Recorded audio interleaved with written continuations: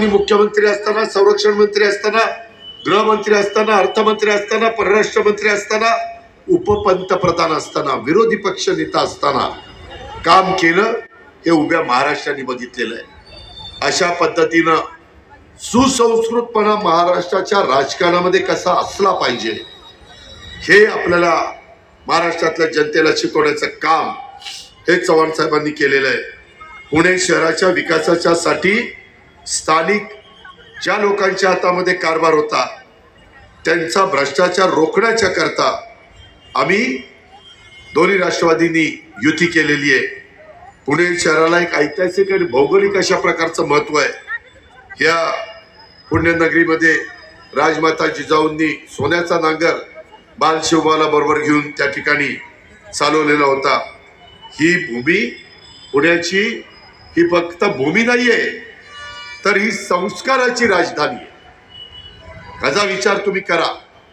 असा इतिहास फार कमी शहराला पाहायला मिळतो, पण ते पुणे शहर गेल्या 9 वर्षात इथं ड्रग्सचं प्रमाण वाढलेलं आहे, इथं कोयता गँग वाढलेली आहे, इथं अल्पवयीन मुलं अनेक ठिकाणी गाड्या जाळतात, काचा फोडतात, टू व्हीलर जाळतात, दहशत निर्माण करतात। हे आपल्याला परवडणारं नाहीये। आपण आपल्या भावी पिढीचं नुकसान करतोय, आपल्या मुलाबाळांचं नुकसान करतोय। उद्या जर पुणेकरांनी चूक केली, मी पुण्याचा तुम्ही पुण्याचं, आपल्याला पुण्याबद्दलची आपुलकी प्रेम जिव्हाळा आहे, तो इतर बाहेरचे लोक येतील ते सांगतील तेवढ्या पुरतं सांगून निघून जातील।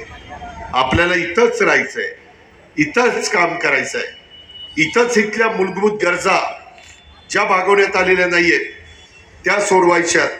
म्हणून माझी तुम्हाला विनंती आहे की पुणे हे महाराष्ट्राचं ग्रोथ हब आहे आणि देशातील फास्टेस्ट ग्रोईंग सिटी म्हणून आपल्या पुण्याची ओळख जगभरात झालेली आहे।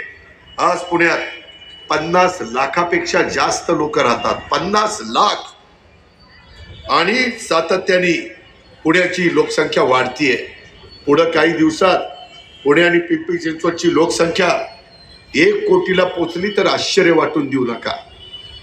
एवढं कामाधंद्याच्या नोकरीच्या निमित्तानं IT मध्ये काम करायला, वेगवेगळ्या हॉस्पिटलमध्ये काम करायला, वेगवेगळ्या विद्यापीठामध्ये काम करायला, शिक्षण संस्थात काम करायला, वेगवेगळ्या कंपन्यांमध्ये काम करायला ऑटो हब आहे।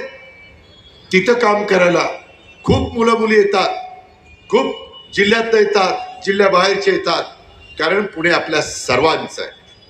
आणि म्हणून माझी तुम्हाला विनंती आहे, इथल्या नागरिकांना मूलभूत गरजांच्या करता गेले 9 वर्ष झगडावं लागलं।